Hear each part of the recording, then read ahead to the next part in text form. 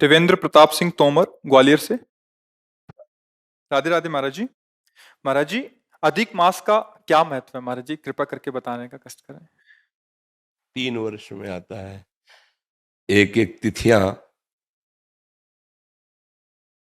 निकाल निकाल करके 3 साल के समय में ये 30 दिन रखे जाते हैं कि रोज लोग यदि धाम वास न कर सकें, तीर्थ याटन न कर सकें, भगवत आराधना न कर सकें, तो 3 वर्ष में एक बार पुरुषोत्तम मास रखा है। इसका नाम है पुरुषोत्तम मास। केवल भगवत आराधना के लिए ही ये रखा गया है कि आप प्रतिदिन अपने गृह कार्यों में जो छोटी मोटी पूजा आराधना करते हैं, लेकिन ये 1 महीना ये भगवान का नाम पुरुषोत्तम, ये भगवान का मास है। इसमें आप साधु सेवा, ठाकुर सेवा, नाम जप, परिक्रमा, जो भी भागवती का आचरण करेंगे उसका विशेष लाभ प्राप्त होगा। ये केवल भागवती का आचरण करने के लिए 1 महीना रखा गया है। इसमें प्रायः जो धार्मिक जन होते हैं तीर्थयाटन करते हैं, ब्रज 84 कोष की परिक्रमा करते हैं, मंत्र जाप का अनुष्ठान लेते हैं, या व्रत पूर्वक रहते हैं कि 1 महीने में एक बार ही अन्न पाएंगे और रात दिन भजन करेंगे, या हम फल से रहेंगे, दूध फल से रहेंगे, साधना करेंगे, परिक्रमा कर, ये भगवत प्रीत्यर्थ समय बिताने के लिए 3 साल में सबके लिए रखा गया। क्योंकि जो साधन में लगे उनके लिए तो रोज पुरुषोत्तम ही है, क्योंकि प्रतिपल भगवान में लगे हुए हैं। लेकिन जो गृहस्थी में संसार में बोले अब तो चलो ना, पुरुषोत्तम मास है, ये 1 महीना भगवान के लिए है। तुम परिक्रमा करो, कोई अनुष्ठान करो, किसी ग्रंथ का अनुष्ठान, मंत्र का अनुष्ठान, साधु सेवा, तीर्थावगाहन, नाम जप, भगवत विग्रहों के दर्शन, ये इसलिए बनाया गया पुरुषोत्तम मास। और आप सबसे प्रार्थना है कि हमें मानव जीवन भगवान ने दिया है, पूर्व पुण्यों से हमारा जन्म एक अच्छे प्रतिष्ठित जो भारत सरकार द्वारा सम्मानित पदों हैं उनके घरों में हुआ है, या हमारा जन्म किसी गरीब के घर में हुआ है, वो हमारे कर्म के संयोग से हुआ है। अब हमारा कोई कर्म न बिगड़ने पावे। जैसे किसी बड़े पदाधिकारी का पुत्र होने पर गर्व करके हम कानून के विपरीत आचरण करें और धर्म के विपरीत आचरण करें, वो हम बहुत बड़ा अपराध करते हैं। माना कि प्रगट में आपको शासन छूट दे सकता है, मतलब क्योंकि आप पद में हैं, लेकिन हमारा भागवतिक शासन ये बर्दाश्त नहीं करेगा कि आपको बहुत बड़ा अवसर मिला है, आप अपने पिता के वैभव और प्रतिष्ठा के साथ जुड़ करके आप हमारे देश की उन्नति का कारण बने। जब लोग आपको देखें तो आपके पिता से भी ज्यादा आपको सम्मान करें, चाहे वो जिधर जन्मा हो। हम किसी एक व्यक्ति के लिए नहीं कहते। कोई एक अपने पास आए हुए थे, बाद में कुछ लोग वहीं उसी प्रांत के जो शब्द बोले, वो किस कारण से? उनके पुत्र के आचरण के कारण से। वो बात हमें स्मरण में रही। इसलिए हम प्रार्थना करते हैं कि कोई भी पद आपको मिला हो, आप स्वयं ऐसे आचरण कीजिए जिससे हमारा ये भारतीय जन और हमारे भगवान दोनों प्रसन्न हो। कहीं कोई ऐसा पदाभिमान का दुरुपयोग न हो, कहीं कोई ऐसे पावर का दुरुपयोग न हो जिससे कोई असहाय गरीब आपको शाप दे दे। जैसे अंदर से हुआ कि ठीक है आप बहुत बड़े हो, आपके पास पावर है, लेकिन भोगोगे तुम जैसा कर रहे हो। तो वो तपस्वी नहीं, वो मंत्रवेत्ता नहीं है, उसे गरीब के हाय कहते हैं। वो मंत्र से भी ज्यादा जोर लगेगी जाके।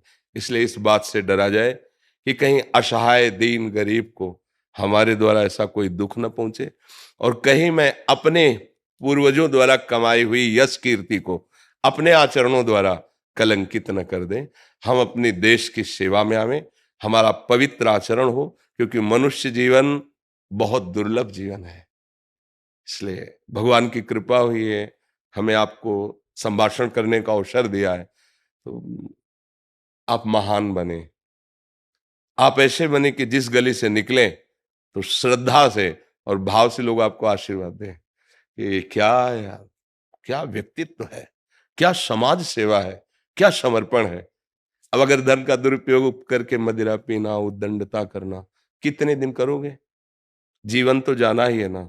लोग देख के जैसे उनको उनके लिए बोले, तो हम बिल्कुल स्तब्ध रह गए थे उनके जाने के बाद। जो बोले कि इनका जो लड़का है ना, वो शब्द जो बोले, तो नहीं, हम कहा हमारे लिए इसके कोई महत्व नहीं, हमारे सामने तो जो आता है मेरा प्रभु आता है, मैं तो उसी भाव से बात करता हूँ।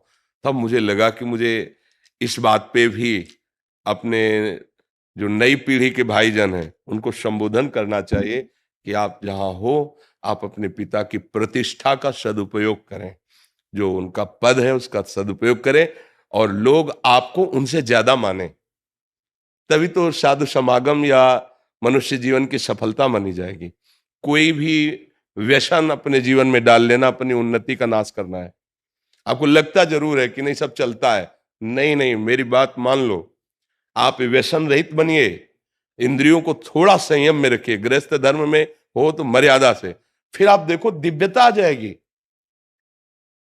आपका जीवन ऐसे पशु पक्षियों जैसा जीवन थोड़ी है कि जो भोग मिला उसे भोग लिया, जो मिला जैसे मिला जी लिया। नहीं, आपका जीवन है प्रकाशित होने वाला, भगवान के अंश हो, मनुष्य जीवन मिला है। ऐसे कर्म करो कि अशुभ कर्मों का नाश करके हमारी समाज की सेवा हो। हमारे अंदर एक लालसा रहती है कि जैसे हमारे देश के जो पदाधिकारी जन जब आते हैं, आप ये बात समझ जाओगे कि जितनी प्रजा आपको शासन में मिली वो आपके बच्चे हैं। जैसे एक घर में आप हैं, बड़े मालिक हैं, 10 लोग रह रहे हैं, आप कैसे पोषण करते हैं? ऐसे। अगर कोई ज्यादा करता है तो फिर आप पिटाई भी तो करते हैं ना अपने घर में। वही वृत्ति आप रखो प्रदेश में, देश में, जिला में, जो आपको अधिकार मिला है, ग्राम में, नगर में जो अधिकार मिला है, पहली दृष्टि रखो अपने परिवार वाली, और दूसरी दृष्टि रखो जैसे अपने परिवार वाले को भी दंड दिया जाता है, उस भाव से हम उसे सुधारते हैं, दंड देते हैं। कहीं हम अपने अभिमान का पोषण न करें, कहीं हम अपनी आदतों को गंदी आदतों में न ले जाएं, कहीं हमारे द्वारा ऐसा आचरण न हो कि पद की निंदा की जाए या पदाधिकारी जो हमारे माता पिता हैं उनकी निंदा की जाए। सावधान होकर चला जाए तो जीवन भगवान की कृपा से प्रकाशित हो जाएगा। आज हम गाथा गाते हैं अपने देशभक्तों की, नहीं गाते? वंदे मातरम चूम के फांसी डाल ली। हम उसी भूमि में पैदा हुए हैं, हम उसी भूमि में हैं जो हमारे देश के लिए छाती चौड़ी करके गोलियां खाते हैं और अवसर मिलता तो गला उतार लेते हैं। हम उसी माटी में पैदा हुए हैं। हम क्षुद्र वासनाओं या भोगों की तरफ लालायित होकर अपनी महिमा को घटाएं नहीं, अपनी महिमा को बढ़ाएं, जिससे हमारा देश सुखी हो, समृद्ध हो, और सब ऐसा किसी को महसूस न हो कि असहाय है। ऐसा सबको महसूस हो कि हमारे जो पदाधिकारी मानो मेरे घर के बड़े हैं, उनसे हम सहयोग मांगेंगे, हमें सहयोग मिलेगा। मुझे लगता है ऐसी अगर भावना हो जाए तो हमारा सारा देश सुखी हो जाए, पूरा विश्व सुखी हो सकता है। एक एक सुधरना शुरू करे। पर हम लोग ऐसा करते ना कि दूसरे को उपदेश देते तू सुधर जा, हम अपने से सुधार करें तो सब सुधर जाएंगे धीरे धीरे।